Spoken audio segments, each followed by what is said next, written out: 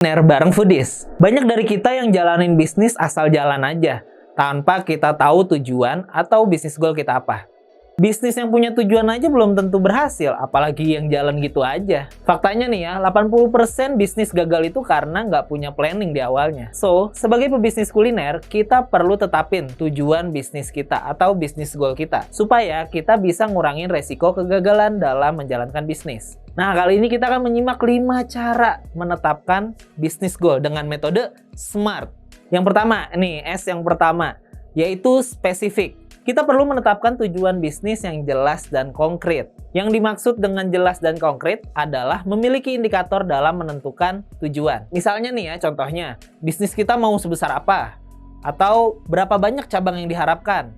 Atau mungkin kita punya target profit yang ingin dicapai berapa? Yang kedua, yaitu measurable atau terukur. Bisnis yang kita jalankan harus terukur secara kuantitatif. Contohnya misalnya, jelas nih angkanya. Misalnya kalau kita mau nambah cabang, berapa jumlah cabang yang kita targetkan? Misalnya apakah 20, apakah 30, ataukah 100? Atau misalnya kita pengen dapat profit berapa dalam 1 tahun? Misalnya 1M, 2M. Nah itu harus jelas berapa angkanya.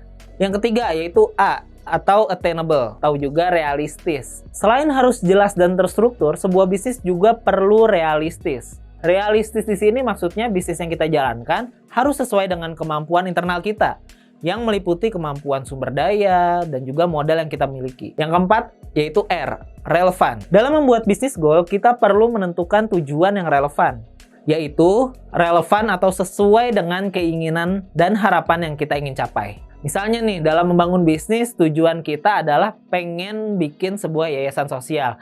Nah, maka nilai-nilai dalam bisnis kita juga harus relevan dengan tujuan akhir kita itu. Yang kelima, yang terakhir, yaitu T, yaitu time bound, atau memiliki batas waktu tertentu. Selain harus jelas, terukur, realistis, dan relevan, bisnis goal harus memiliki batas waktu tertentu untuk mencapai tujuannya. Tanpa kerangka waktu tertentu, tujuan nggak akan bisa diukur dengan benar.